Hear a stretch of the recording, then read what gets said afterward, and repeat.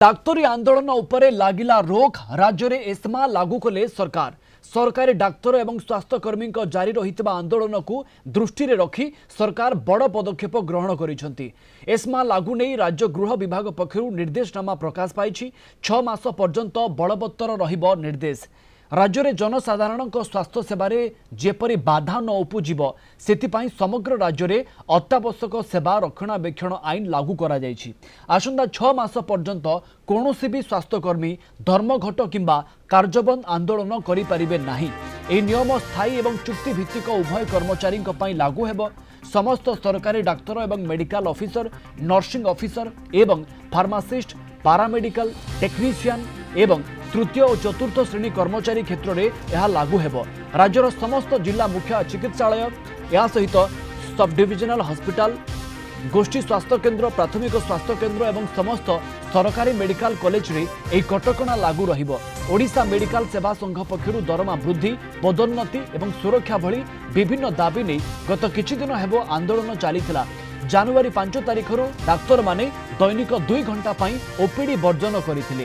रोगी सेवा गुरुतर भावे प्रभावित हेबा आशंका करी सरकार एही कठोर आईन प्रणयन करिसेंती। जदि कोनोसी कर्मचारी एही नियम भंग करंती तेबे तांको विरोध रे शृंखलागत एवं आईनगत कार्यानुष्ठान ग्रहण करा जिवो। ए संपर्क में अधिक सूचना आम सहित जोड़ी होती आम सीनियर करेस्पोंडेंट प्रीतिकांत नायक। प्रीतिकांत, कौन विकल्प न मिलवा परे लागुला सरकार एमिति किछि निष्पत्ति नहीं पारंती एवं ता होईछि शेष में डाक्तरी आंदोलन उपरे रोक लगी एवं राज्य में एस्मा लगेबाकू राज्य सरकार बाध्य होइछंती।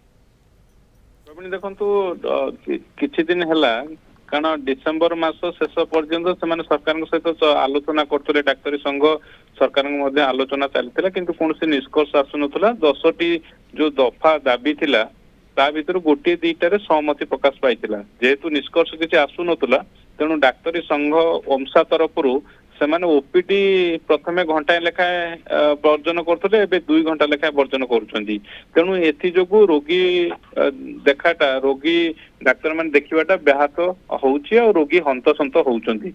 आकु दृष्टि रखिकी सरकार एस्मा टाकू लागू करिसंती।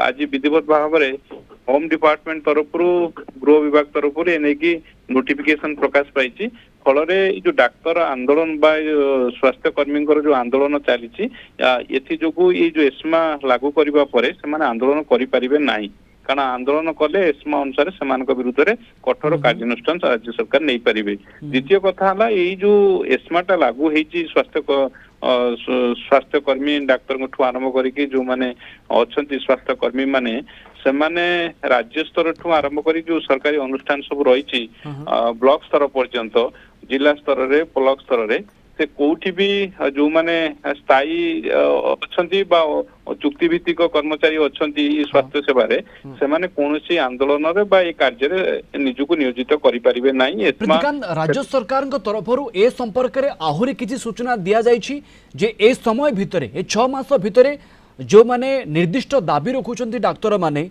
तांको सहित कौनसी आलोचना करा जिवो ना करा जिवो नाही। देखो सहीटा सरकार निर्भर करुच्ची मंत्री निर्भर करुच्ची जो दाबी गुड़िक कारण पूर्व से संघ सहित आलोचना करिसंती किंतु निष्कर्ष आसी पारि नाही माने सहमति आसी पारि नाही। तेणु परवर्ती समय सरकार कौन निष्पत्ति नेबे सेटा अलग कथा किंतु जेहेतु परिस्थिति बिगुड़ुची आ स्वास्थ्य सेवा रे बाहत होउची रोगी हंतसंत होउचंती तेणु ताकू दृष्टि रखिकी राज्य सरकार एस्मा को लागू करैचंती। आ एस्मा लागू होबा द्वारा यह 6 मास पर्यंत डाक्तर जो माने अछंती कर्मचारी स्वास्थ्य कर्मचारी माने अछंती से माने आंदोलन रे शामिल हेई परिबे नाही। तेणु जदि आ परे से माने कोनोसी आंदोलन पंथा धरती कार्यक्रम निजक सामिल करती ताहले सरकार चाहिए से विरुद्ध में कठोर दृष्टांतमूलक कार्यानुष्ठान नहीं पारे। तेणु ये स्थिति रे जेहेतु गोटे पटे से जिद अटल थिले चाहूले सरकार चाप प्रयोग सृष्टि कर कारण यहाँ हूँ इमरजेंसी सेवा आउ से दृष्टि स्वास्थ्य सेवा को स्वास्थ्य सेवा जो मान नियोजित अच्छा से आंदोलन करने कथा नुहे। रोगी सेवा खास करके बेसी प्रभावित होता ये सब घटना आंदोलन एवं प्रतिवाद आपन को धन्यवाद। अधिक सूचना आमको देथिबारु प्रीतिकांत नायक आम सीनियर करेस्पोंडेंट आम सहित जोड़ी होते।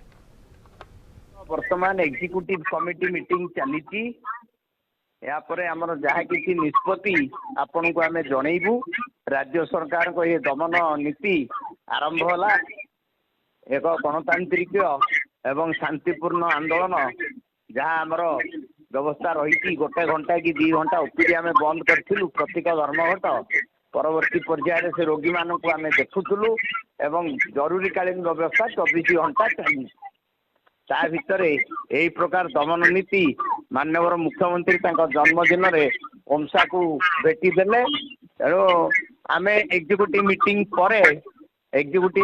पर आम आपण को जनइबू आम कौन निष्पत्ति नहीं तो आम एग्जीक्यूटिव कमिटी मीटिंग बसी आउ सेटा सरीगला पर आम आपण को जनइबू।